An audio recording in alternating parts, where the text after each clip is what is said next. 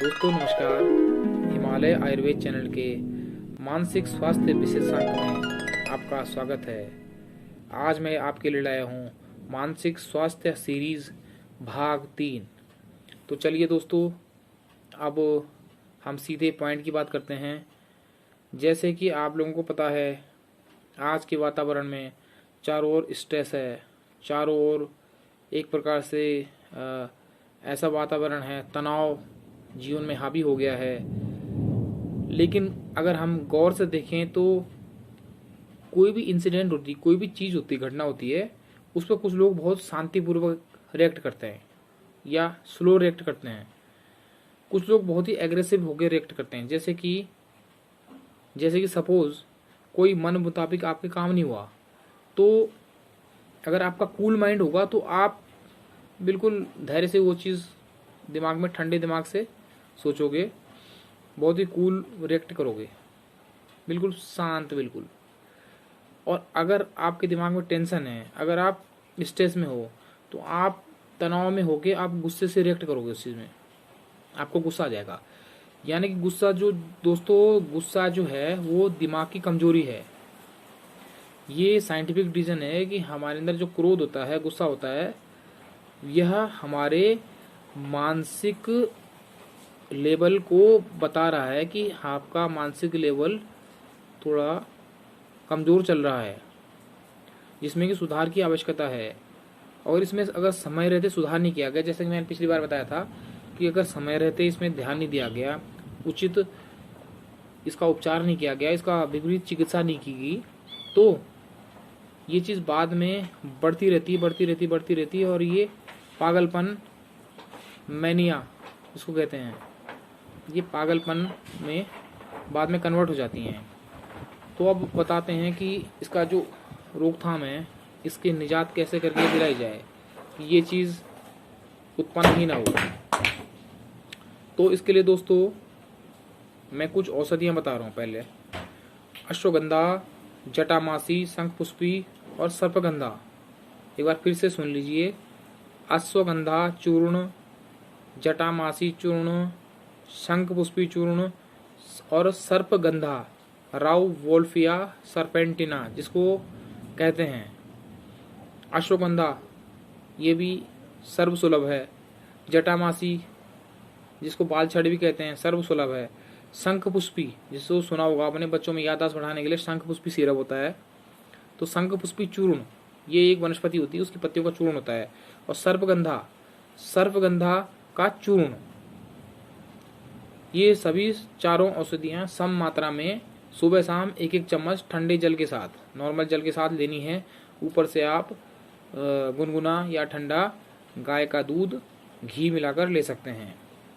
घी की प्रकृति शीतल होती है। घी और दूध योगवाही होते हैं, यानी कि यह जिस भी चीज़ के साथ लिए जाते हैं अनुपान के रूप में, तो उसका प्रभाव ये बढ़ा देते हैं। और साथ ही इसमें जो अपने नैसर्गिक गुण होते हैं, अपने जो नेचुरल गुण होते हैं, वह भी बरकरार रहते हैं। तो ये दोनों चीज़ें योगवाही होती हैं, तो ये चारों औषधियाँ, इनका प्रभाव कई गुना बढ़ जाता है। दूसरा, ये तो बहुल औषधि हो गई, यानी कि मिक्स करके औषधि अगर लेना चाहें तो आप ले सकते हैं। इसको प्रयोग कब तक करना है? इसको प्रयोग करना है आपने जब तक कि बिल्कुल आप ठीक नहीं समझते अपने को, आपको लगे कि दिमाग में बिल्कुल तरावट आ गई, तो ये चीज़ बंद कर दें आप। साथ में बालों में ब्राह्मी तेल आता है, उसको लगाना है बालों में।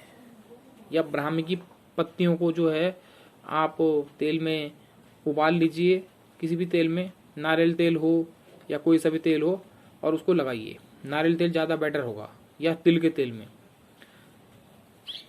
इसको आप लगाइए, अप्लाई कीजिए। अगर समस्या ज़्यादा है तो आपको 6 महीने से लेके 1 साल तक भी लगातार इस्तेमाल करना होगा, कोई दिक्कत वाली बात नहीं होगी। अगर ज़्यादा दिक्कत है, यानी कि चिड़चिड़ापन ज़्यादा हो गया है, गुस्सा आपको बहुत ज़्यादा आता है, आपको खुद लगता है कि बस मेरा दिमाग फटने वाला है, या हर चीज़ में आपको स्ट्रेस सा लग रहा है, हर चीज़ में बहुत परेशान हो गया आप, तो आपको इन चारों औषधियों का सम मात्रा में प्रयोग करके देखें, इससे आपको बहुत लाभ होगा। बिल्कुल 101% आपको लाभ मिलेगा आप कमेंट्स करके बता सकते हैं। इसका दूसरा फॉर्मूला आपको बताते हैं। ब्राह्मी घृत 1 चम्मच सुबह शाम, अश्वगंधारिष्ट 1 चम्मच सुबह शाम और सारस्वतारिष्ट 1 चम्मच सुबह शाम। और रात को अगर नींद नहीं आती तो सर्पगंधा चूर्ण 1 से आधा चम्मच ठंडे जल के साथ या गाय के दूध के साथ। एक बार फिर से सुन लीजिए दूसरा फॉर्मूला। आपने सुबह शाम ताजे जल के साथ सारस्वतारिष्ट प्लस अश्वगंधारिष्ट 1-1 चम्मच लेना है सुबह शाम भोजनोपरांत, और साथ में 1 चम्मच ब्राह्मी घृत सुबह शाम लेना है, क्योंकि ब्राह्मी की जो तासीर होती है, प्रकृति होती है, बहुत ठंडी होती है। और तीसरे नंबर का फॉर्मूला मैं आपको नोट कराता हूँ, जिसमें कि एकल औषधि से ही बिल्कुल सारी मानसिक रोग ठीक हो जाएंगे। ब्रेन टॉनिक का जो काम करती है औषधि, और तनाव, डिप्रेशन, उसको भी यूं भगाएगी जैसे कभी हुआ ही नहीं था। तो मैं आप उसको उस औषधि का आपको नाम बताने जा रहा हूँ। वह औषधि है मालकांगनी। मालकांगनी का तेल आपने 2-4 बूंद दोनों नाक में डालना है, उसका नशा लेना है। लेकिन दोस्तों शर्त यह है कि मालकांगनी का तेल 100% प्योर होना चाहिए, शुद्ध होना चाहिए, क्योंकि मालकांगनी का तेल बाजार में बिल्कुल मतलब गड़बड़ वाला चल रहा है, मिलावटी चल रहा है सारा, क्योंकि मालकांगनी का तेल बहुत महंगा है।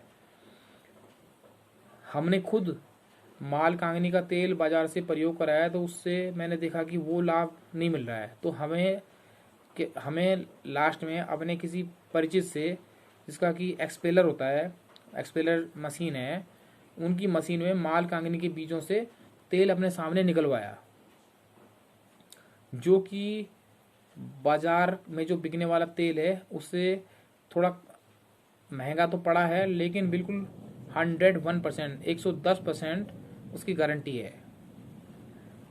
तो आप या तो अपने सामने निकलवाएं या फिर ऐसी व्यवस्था कराएं कि कहीं से प्योर मिल जाए। तो मालकांगनी का तेल का नशा आपने सुबह शाम दोनों नाकों में 4-5 बूंद इसमें, 4-5 बूंद इस नाक में, बस ये लेना है और छुट्टी।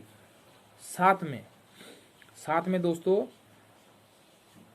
योग और प्राणायाम और ध्यान, यानी कि आधा घंटा मेडिटेशन कोशिश करनी है। आधा घंटा मेडिटेशन करना है औषधि के साथ में, सुबह से लेकर शाम तक।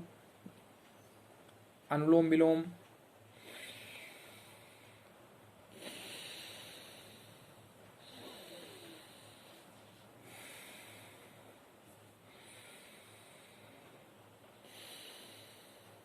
ये जो है आपने अच्छे से, मैं इस समय थोड़ा जल्दी बता रहा हूँ, आपने करना है आधा घंटा। अगर बहुत जल्दी हो तो 15 मिनट कम से कम, ऐसे नहीं कि 2 मिनट क्या हो गया।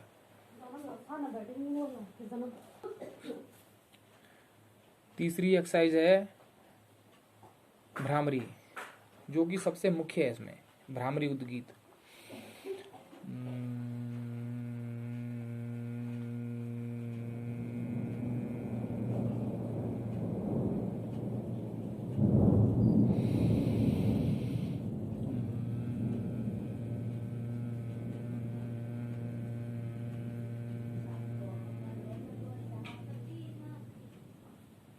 ये आपने आधे घंटे करना है।